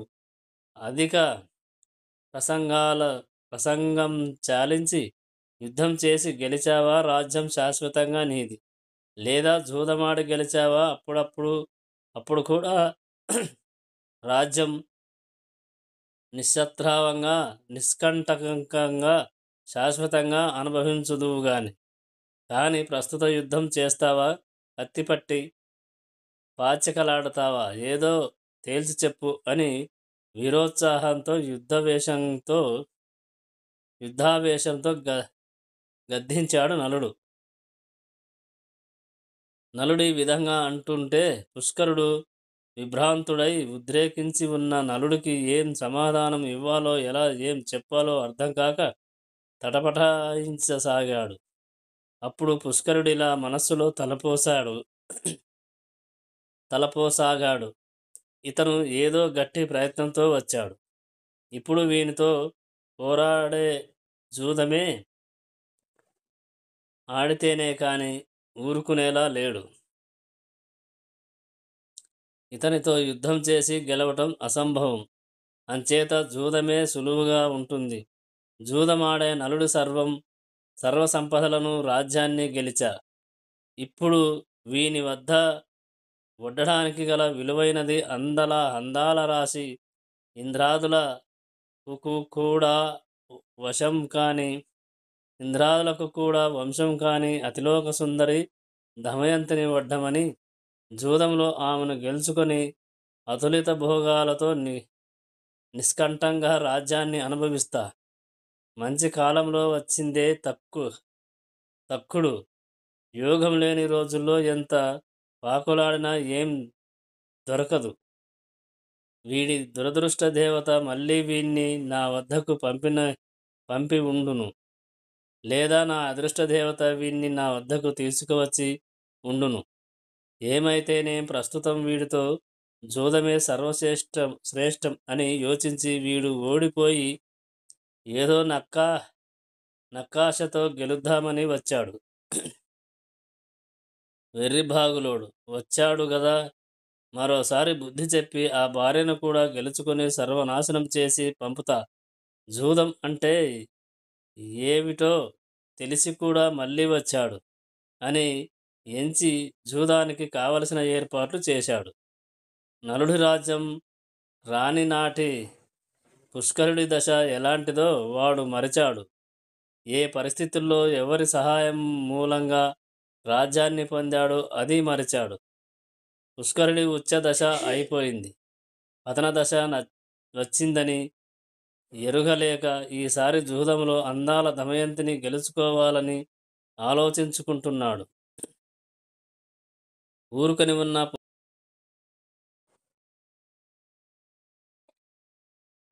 ఉన్న పుష్కరుని చూసి నలుడు ఇలా అన్నాడు, ఏం పుష్కరా, జూదమా యుద్ధమా, దేనికి సిద్ధమవుతున్నావు? ఇదిమిత్తగా ఓ మాట చెప్పు. అలా ఎంతసేపని ఆలోచిస్తావు? నేను దేనికైనా సిద్ధంగా ఉన్నా. ఈ రెండు కాదంటావా? ఈ రాజ్యాన్ని విడిచిపెట్టి వెంటనే ఇక్కడి నుంచి వెళ్ళిపో అని తీవ్రంగా అంటుంటే, సరే, జూదానికై ఒప్పుకుంటున్నాను అనగా పాచికలను తెమ్మని జూదగృహంలో జూదం ఆడ్డానికి నలుడు పుష్కరుడు కూర్చున్నారు. అప్పుడు పుష్కరుడు నలుణ్ణి చూసి, ఓయి రాజా, నేను నీతో ఒక్క ఆట మాత్రమే జూదం ఆడదలిచా. నేను ఇప్పుడు రాజకార్యాల్లో నిమగ్నుడనై ఉన్నా. ఇప్పుడు ఆడవలసిన విధానం కూడా మొదటగానే చెప్తున్నా. నీ భార్యను పందెంలో ఒడ్డుతున్నావు, అందుకు నేను అంగీకరించుతున్నా. నేను ఓడిపోయిన సమస్త రాజ్యాన్ని కోల్పోతాను, నీ పరం చేస్తా. నువ్వు ఓడిపోయావా, దమయంతి నాది. ఈ విధానికి ఇద్దరం ఒడంబడాలి సుమి అనగా సిద్ధం అన్నంతనే అక్కడి రాజుల సమక్షంలో నలుడు, పుష్కరుడు క్రీడకు దిగారు. తమ తమ తెలివి కొలది పాచికలను గలగలలాడించుతూ మంచి రసకందాయానికి చేరేలా ఆట ఆడుతున్నారు. ఇలా ఆ ఇద్దరు క్రీడాకారులు నైపుణ్యం కొలది ఆడుతున్నారు. కానీ అపజయ సూచకాలు పుష్కరుడి వైపు కనబడుతున్నాయి. ఎంతో అక్షక్రీడలో సమర్థుణ్ణి అని విర్రవీగిన పుష్కరుడు చిత్తుగా ఓడిపోయాడు. ఈసారి గెలుపు నలుడినే వరించినది. పుష్కరుడు పీచుమంటూ ఉన్నాడు. పుష్కరుడి మొహం అంతా ముచ్చెమటలు పోశాయి. పుష్కరుడు పాచికలాడ్డంలో కంగారుపడి పోయాడు. చివరి ఆటలో కూడా గెలుపు నలునిదే గెలుపు అని అందరూ హోరుమని కేకలు మారుమ్రోగిపోయాయి. అక్కడి రాజమండలం నలుణ్ణి చుట్టుముట్టి, రాజ్యలక్ష్మి రాజా నిన్ను వరించినది, జయ విజయాభవ అంటుంటే పుష్కరుడు అవమాన భారంతో కుంగిపోయాడు. ప్రజలంతా ఒక్కసారి నలునికి జై కొట్టి పుష్కరుణ్ణి చీకొట్టారు. నోటమాట లేక మొహం మీద కత్తి వాటుకి నెత్తురు చుక్క లేక ఢిల్లిపోయి కూర్చున్న పుష్కరుణ్ణి చూసి నలుడు ఇలా అన్నాడు. పుష్కర, గెలుపోటములు గాలిపాటు, సమర్థత రెండవ స్థానం. ఆనాడు మాయతో గెలుపు నీది, ఈనాడు న్యాయంగా గెలుపు నాది, ఓటమి నీది. ఆనాటి నా పరిస్థితులు కానీ నీ పరిస్థితులు కానీ వేరు, ఈనాటి నా పరిస్థితులు వేరు.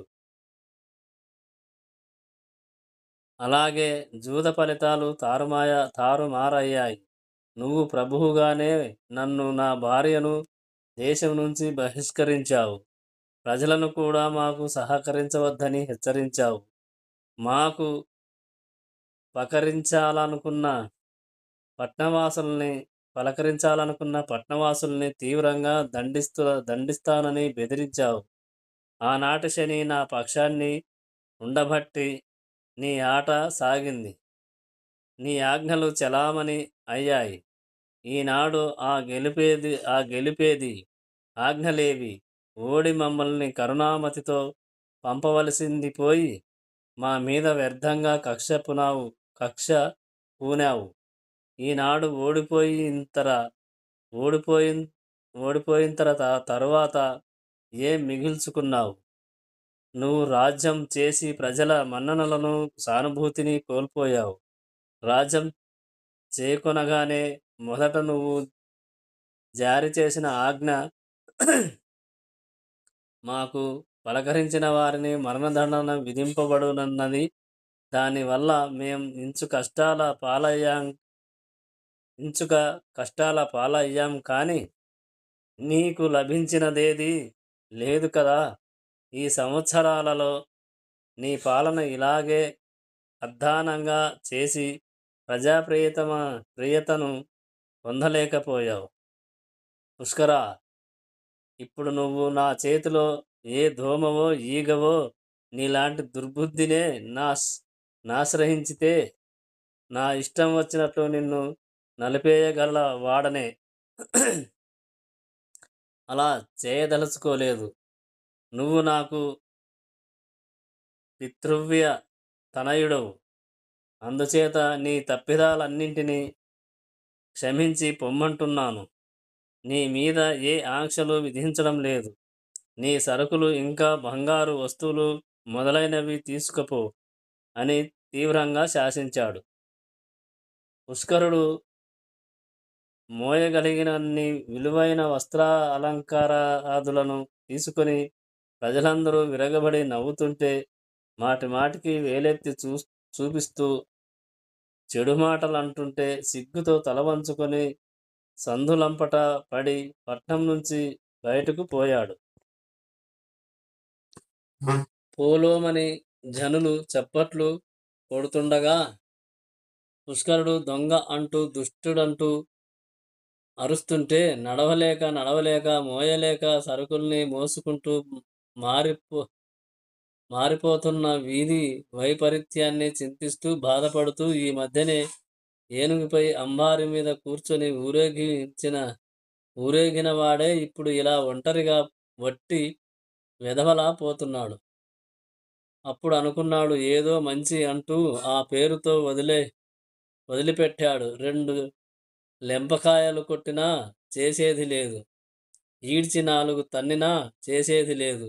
4 మాటలని పొమ్మన్నాడు అనుకుంటూ అతని పెద్ద మనిషి తరహాని మెచ్చుకుంటూ పురం పురం దాటి వెళ్ళిపోయాడు. పుష్కరుడు పురం దాటి వెళ్ళగానే ప్రజలలో సంతోష కోలాహలాలు పరవళ్ళు తొక్కసాగింది. కొందరు అంటున్నారు పట్నానికి పట్టిన శని పీడ విరగడయిందని. మరికొందరు మంచికి మళ్ళీ రోజులు వచ్చాయని పలు రకాలుగా చెప్పుకుంటూ వీధులలో జయ జయ ధ్వనులతో ప్రజలు తిరగడం మొదలుపెట్టారు. ఎప్పుడైతే ప్రజలంతా ఇలా జయ జయ ధ్వానాలు చేస్తుంటే ఇంకా పుష్కర నియుక్తులై పెద్ద పదవులలో ఉన్న మురళి తాతి మొదలైన వాళ్ళంతా తోకం మునిచి కోటగోడలు దూకేసి చాటుమాటుగా కుంతదోవలు పట్టి గబగబా పరుగెత్తుకుపోయి చీకటి ప్రాంతాల్లోకి పోయి తలదాచుకున్నారు. నిషిధపురానికి పట్టిన చీడపీడలన్నీ పటాపంచలై పోయాయి. పుణ్యాత్ములు పురంలో సంచరించడం మొదలు పెట్టారు. ధర్మాత్ములు మళ్ళీ పంచి కండువాలు ధరించి స్వేచ్ఛగా సంచరింపసాగారు. దేవాలయాలలో నయ కచమకాలు, విష్ణు సహస్రనామ పూజలు ఆరంభం అయ్యాయి. పట్నమంతా నలుడి శుభపాలనను గురించి పలు రకాలుగా గానాలు వివరిస్తున్నాయి. బూజు పట్టిన పాత తోరణాలన్నీ ప్రజలు తీసేసి కొత్త మంగళ తోరణాలు కడుతున్నారు. రహదారులన్నీ సుజనులతో కలకలలాడుతున్నాయి. అంతటా వైభవంగా కనబడుతుంది. దయాదానం, ధర్మం మొదలైనవన్నీ చిగురించడం మొదలైంది. పుష్కరుడి నిర్గమనంతో కాఠిన్యం, నిర్దయ, హింస, పాపం పట్టుతప్పిపోయి ప్రక్కలకు పోయాయి. నలుడి రాకతో ఉదయకిరణాల ప్రకాశాలు కనబడ్డాయి. దయ, దానం, ధర్మ శుభాలు పేలపెల్లాడసాగాయి. ఇటువంటి వాతావరణం కనబడుతుంటే బ్రాహ్మణోత్తములు మంచి శుభముహూర్తాన్ని నిర్ణయించి పెద్దలు సహకరించగా సకల కోలాహలంగా రథం మీద నలుడు ఊరేగి సింహాసనం మళ్ళీ అధిష్ఠించాడు. నలుడి సభా ప్రాంగణంలో మహారాజులు, ప్రభువులు, సామంతులు, మంత్రులు కూర్చుండియుండగా తొలిసారి కొలువుతీరాడు. ఎన్నో మంచి సందేశాలు ఇచ్చాడు. పుర ప్రముఖులు శుభాకాంక్షలు తెలిపారు. పలు వృద్ధ బ్రాహ్మణోత్తములు శుభాక్షతలు శిరస్సుపై చల్లారు. పుణ్యాంగ నలుబేలాలు పువ్వులు నలుని శిరస్సుపై చల్లారు. ఈ విధంగా నలుడు ఇంద్రుడు సుధర్మలో ఉన్న టీవీగా ప్రకాశించాడు. అనంతరం ఊరంతా పలు రకాల అలంకారాలతో వెలుగొందుతుంటే విదర్భపురం నుంచి దమయంతిని తన పుత్రులను రావించి ఆనందోత్సాహాలతో నలుడు ఉప్పొంగిపోయాడు. దమయంతి పిల్లలు వస్తుంటే ప్రసాదాల నుంచి పూలు వేలాలు పుణ్య స్త్రీలు జల్లుతుండగా పురవీధుల గుండా వచ్చి నలుడు రాజలాంఛనాలతో స్వాగతం చేస్తుంటే శిరోగృహాలను దాటి అనంతపురం చేరారందరూ. ఎన్నో కష్టాలు పడిన తర్వాత తన ప్రాణపతి అయిన నలుని కూడిన దమయంతి 1000 మంది దేవతలను మొక్కింది. ఈ విధంగా రాజమందిరమేమి, రాజధాని ఏమి తిరిగి పూర్వ వైభవాన్ని పొంది నిత్యోత్సవాలతో 1 నెల ప్రకాశమానంగా వెలుగొందింది.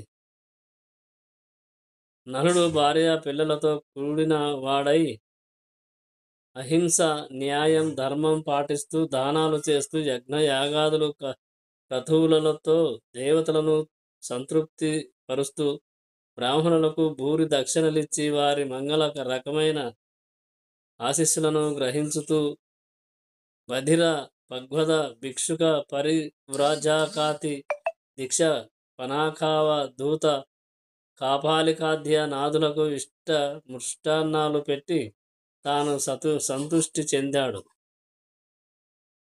నలుడి రాజ్యం సుభిక్షమై ఇతి బాధలు లేకుండా సుఖ సంపదలకు తానలమై ఒప్పారింది. నలసార్వభౌముని కీర్తి ప్రతిష్టలు గ్రామాలలోనూ జనపదాలలోనూ పట్నాలలోనూ వ్యాపించి నలచక్రవర్తి రాజ్యం ధర్మరాజ్యంగా విరజిల్లి సాగింది. భూమి సస్యశ్యామలమై పలు రకాల పంటలతో విలసిల్లసాగింది. తరులుత గుల్మాదులు ఫలపుష్ప వల్ల పల్లవ భరితములు అయి తీతలమందు మరుతాలతో అందగించాయి.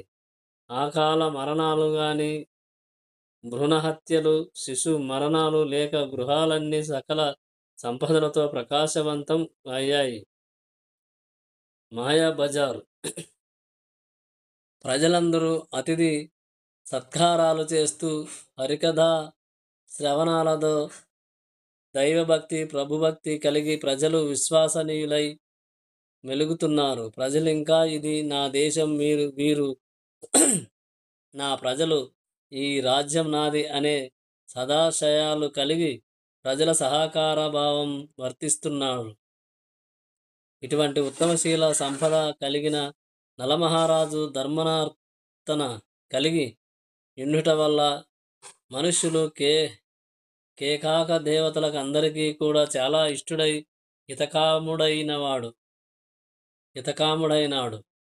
లక్ష్మీ సహితుడై శ్రీహరి నలుని ప్రత్యక్షమై కాముత వరాలను ప్రసాదించి ఏ బంధాలు ఆదేశమున ఉండుకుండునట్లుగా సుదర్శన చక్రాయుధ చక్రాన్ని రక్షణకై నియోగించి అంతరార్థానం చెందినాడు.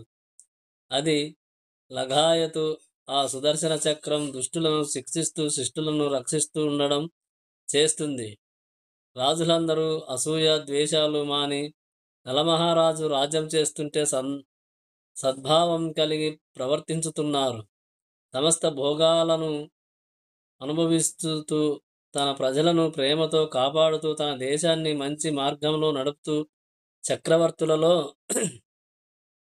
రెండవవాడుగా ఎంచబడుతున్న నలచక్రవర్తి మూడు లోకాలలో కీర్తి పొందిన అతని రాజ్యంలో దుఃఖం బీదతన బాధలు లేకుండెను. పుణ్యమూర్తి అయిన నలమహారాజు చరితాన్ని ఎవరు వ్రాసినా చదివినా లేక విన్నా శని బాధ కలగదు మరియు సర్వ సంపదలు కలుగుతాయి. మరియున్ను అట్టి ప్రజలు అన్ని సుఖాలు పొందుతారు అంటూ బృహదాశ్వ మునీశ్వరుడు పాండువాగ్రజుడైన యుధిష్ఠిరుడికి నలచక్రవర్తి కథను వినిపించి ఇంకా ఇలా చెప్పాడు. నలమహారాజు భూమిని పాలిస్తుండగా జరిగిన ఓ చిన్న సంఘటనాత్మక కథను చెప్తాను విను. ధర్మమందు ఇచ్చకాల వారటువంటి కథలను వినడం చాలా మంచిది. నీకు ధర్మమందు ఇష్టం కనుక ఆ కథను నీకు చెప్తున్నా విను. నలుడు రాజ్యం ఏలుతున్న కాలం ప్రాణులకు కాని జాతులకు గాని శత్రుత్వం ఉండేది కాదు అని చెప్పాను కదా. అలా ఉంటుండగా ఓనాడేం జరిగిందంటే, ఓ పులి ఓహాటి ప్రవాహ నదిలో నీరు త్రాగటానికి వచ్చి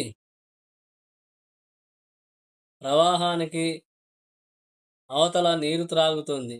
ఆ సమయంలో ఓ మేక ఒకటి దాహంతో అక్కడికి వచ్చి నీళ్లు త్రాగుతోంది. ఆ రెండు జంతువులు ఒకదానికొకటి సహజ వైరం కలవి. అటువంటి సమయంలో పులి మేకతో అంది, ఓ మేక, నువ్వెవర్నో తెలుసా? నా ఘనతని ఇంచుకంత కూడా లెక్క చేయక, గౌరవం ఉంచక నన్ను ఓ సాధారణునిలా తలచి భయం లేకుండా ఇంత సమీపంలో ఉండి నీళ్లు త్రాగుతున్నావు. నేను నీకు శత్రువుగా తోచడం లేదా? అవును, తోచదు. ఇది నలచక్రవర్తి రాజ్యం కదా అని రెచ్చిపోకు. ఎంతకాలం నీకు ఇలా నడుస్తుందో చూస్తా. నలుడు ఇలా ఎంతకాలం రాజ్యం చేస్తాడో, మళ్ళా మాయలు కాలం రాకపోదు.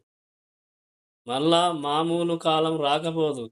పులుల్ని చూసి మేకలు, పిల్లల్ని చూసి ఎలుకలు, పిల్లుల్ని చూసి ఎలుకలు, డేగల్ని చూసి ఇతర పక్షులు భయం లేకుండా ఇష్టం వచ్చినట్లు సంచరిస్తూ మా ఘనతని ఎంచని రోజులే సర్వదా ఉంటాయని తలస్తున్నావా? నిన్ను చూడగానే ఒక్క పెట్టున నీపై దూకి నిన్ను చంపి నీ మాంసాన్ని తిని నీ రక్తాన్ని త్రాగేసి ఉండేవాణ్ణి. కానీ ఈ సమయం అందుకు అనువుగా లేదు. నలరాజ్యం అయిపోయింది. అంచేత బ్రతికిపోయావు. వెళ్ళు వెళ్ళు అంది. ఇలా పులి అంటుంటే వైరభావం పాటించని ఇక్కడ వ్యాఘ్రం అలా చేసిన ప్రసంగం తప్పుగా ఉండడం వల్ల వెంటనే విష్ణుచక్రం వచ్చి దాని పీకను కత్తిరించి వెళ్ళిపోయింది.